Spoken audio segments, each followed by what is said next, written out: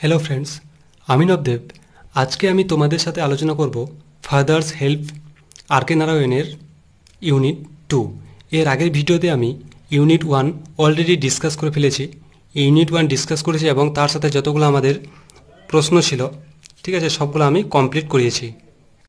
তোমরা যারা প্রথম ভিডিওটি দেখোনি, অর্থাৎ ইউনিট 1 দেখোনি, তোমরা আগে ইউনিট 1 দেখে নাও, ঠিক আছে। ডেসক্রিপশনে লিঙ্ক আছে, তোমরা সেখানে গিয়ে দেখো, তারপরে তোমরা ইউনিট 2 দেখো, ঠিক আছে। তো চলো আজকে আমাদের ইউনিট 2 শুরু করি।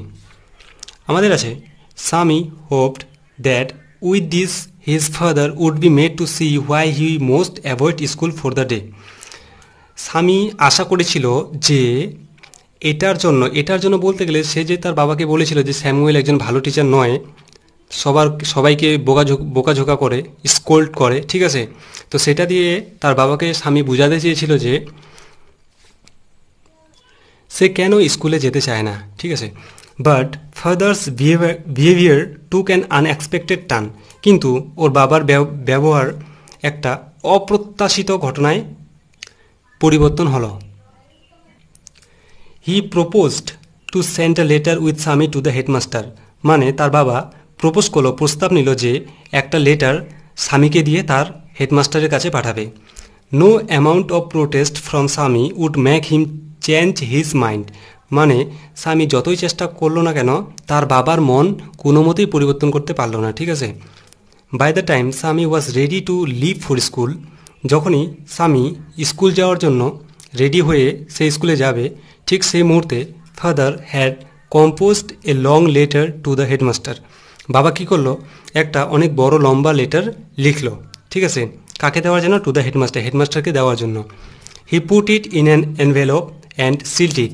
সে কী করলো, স্বামীর বাবা কী করলো, সেটাকে একটা খামের মধ্যে ভরে সেটাকে সিল্ড করে দিল। What have you written father? Swami asked apprehensively. Swami শঙ্কিতভাবে বাবাকে জিজ্ঞাসা করলো যে বাবা, তুমি এর ভিতরে কি লিখেছো? Nothing for you. তোমার জন্য কিছুই না। স্বামীর বাবা বলল, give it to your headmaster and go to your class. এটা তুমি তোমার হেডমাস্টারকে দাও এবং ক্লাসে যাও। Have you written anything about our teacher Samuel? Swami জিজ্ঞাসা করছে তার বাবাকে যে তুমি কি স্যামুয়েল, আমাদের শিক্ষক মহাশয় যে আছেন স্যামুয়েল, তার সম্পর্কে কি তুমি কোনো কিছু লিখেছো এখানে? Yes, plenty of things. তার বাবা বলছে, হ্যাঁ, অনেক কিছুই লিখেছি। What has he done father? Swami ask করতেছে ওর বাবাকে যে father, what has he done? সে কি করেছে? Everything is there in the letter, give it to your headmaster. তারপর বাবা বলল যে এই লেটারের মধ্যে সব কিছু লেখা আছে, তোমার হেডমাস্টারকে দিয়ে দাও। Swami went to school feeling that he was the best boy on earth. ঠিক আছে, এর উচ্চারণটা হবে ব আসবে, WRST, বস্ট। ঠিক আছে, স্বামী স্কুলে গেল এই ভেবে যে সে এই পৃথিবীর মধ্যে সবথেকে খারাপ ছেলে। His conscience bothered him. এর মানে হচ্ছে তার বিবেক তাকে বিরক্ত করতে লাগলো। He was not at all sure if his description of Samuel had been accurate. সে কোনো মতোই মোটেই শিওর ছিল না যে সে যে স্যামুয়েল সম্পর্কে প্রথমে বলল অনেক কিছু, ইউনিট 1-এ খারাপ কিছু বলল স্যামুয়েল টিচার সম্পর্কে, সেটা অ্যাকিউরেট ছিল না। He felt he had mixed up the real and the imagined. সে ভাবলো যে, অনুভব করলো যে সে কি করেছে, যেটা সত্যি আর যেটা কাল্পনিক দুটাকে মিক্সড করে দিয়েছে। স্বামী stopped on the road side to make up his mind about Samuel. স্বামী দাঁড়ালো রাস্তার পাশে আর সে স্যামুয়েল কেমন সে সম্পর্কে মন স্থির করতে লাগলো। ঠিক আছে, Samuel was not such a bad man after all. Samuel এবার মনে মনে ভাবছে যে স্যামুয়েল খুব তেমন একটা খারাপ টিচার ছিল না। ঠিক আছে, personally he was much more friendly than the other teachers. সে মনে মনে ভাবছে যে স্যামুয়েল টিচার অনেক ফ্রেন্ডলি ছিল অন্যান্য টিচারের তুলনায়। স্বামী also felt Samuel had a special regard for him. স্বামী এটাও অনুভব করতে পারল যে তার স্যামুয়েলের সাথে স্যামুয়েল তার প্রতি একটা আলাদাই অন্য একটা সম্পর্ক ছিল। ঠিক আছে, Sami's head was dizzy with confusion. Dizzy মানে হচ্ছে মাথা ঝিমঝিম করা, স্বামীর মাথা কনফিউশনে বিভিন্ন মানে বিভ্রান্তিতে মানে ঝিমঝিম করতে লাগলো। He could not decide if Samuel really deserve the allegations made against him in the letter. মানে সে ডিসাইড করতে পারছিল না যে লেটারের মধ্যে যে সমস্ত অভিযোগ লেখা হয়েছে স্যামুয়েল টিচারের সম্পর্কে সেগুলা কি সত্যি স্যামুয়েল টিচার ডিজার্ভ করে, মানে স্যামুয়েল টিচারের সেগুলা কি প্রাপ্য, ঠিক আছে। The more he thought of Samuel the more স্বামী গ্রাইভড ফর হিম। মানে সে যতই ভাবছে ততই, মানে স্বামী যতই ভাবছে স্যামুয়েল সম্পর্কে ততই তাকে আরও খারাপ লাগছে। To recall Samuel's dark face, his thin moustache, unshaven cheek and yellow coat filled Swaminathan with throw. এবার সে স্যামুয়েল টিচার কেমন দেখতে সেটা সে বর্ণনা করছে। ডার্ক ফেস ছিল, হ্যাঁ, তারপরে হিজ থিন মাউস্টেজ, তার যে গোপ ছিল থিন ছিল, পাতলা ছিল। আনসেভেন চিক মানে সে তার চিক, তার গালে যে মানে দাড়ি ছিল সেগুলো আনসেভেন ছিল, সেভ করা ছিল না। And yellow coat filled with Swaminathan with sorrow, আর তার কোটটা কী ছিল, ইয়েলো ছিল, হলুদ ছিল। আর এ সমস্ত কিছুই সে ভাবতে ভাবতে স্বামীকে কী করছিল, স্বামী মানে খুব দুঃখ প্রকাশ করছিল, স্বামীর মনে অনেক দুঃখ যন্ত্রণা ব্যথা দিয়ে দিছিল, ঠিক আছে। দেখো তোমরা এখানে আমি ওয়ার্ডগুলো লিখে দিয়েছি, ওয়ার্ডের মিনিংগুলা ইউনিট 2 থেকে। অ্যাভয়েড মানে হচ্ছে এড়িয়ে চলা, বিহেভিয়ার মানে হচ্ছে ব্যবহার, প্রপোজড মানে হচ্ছে প্রস্তাবিত, তারপরে যে প্রোটেস্ট মানে হচ্ছে প্রতিবাদ, আনএক্সপেক্টেড মানে হচ্ছে অপ্রত্যাশিত, কম্পোস্ট মানে হচ্ছে রচিত, এনভেলপ মানে হচ্ছে খাম, অ্যাপ্রিহেন্সিভলি মানে হচ্ছে শঙ্কিতভাবে, বোস্ট মানে হচ্ছে খারাপ, কনসিয়েন্স মানে হচ্ছে বিবেক, বোদার্ড মানে হচ্ছে বিরক্ত, অ্যাকিউরেট মানে হচ্ছে সঠিক, রিগার্ড মানে হচ্ছে সম্পর্ক, ডিজি মানে হচ্ছে মাথা ঝিমঝিম করা, ডিজার্ভ মানে হচ্ছে প্রাপ্য, অ্যালিগেশনস মানে হচ্ছে অভিযোগ, গ্রাইভ মানে হচ্ছে দুঃখ, আর রিকেল মানে হচ্ছে মনে করা বা স্মরণ করা, ঠিক আছে, মনে মনে ভাবা, সরু মানে হচ্ছে দুঃখ। তো তোমরা একটা কাজ করো, এটা খাতায় লিখে ফেলো, ঠিক আছে। আর তোমরা এটা ইউনিট 2 এর যতগুলো আছে তোমরা মুখস্থ করে ফেলো, ঠিক আছে। চলো এবার আমাদের পড়া হয়ে গেছে, এবার আমরা এমসিকিউগুলো করে নিই।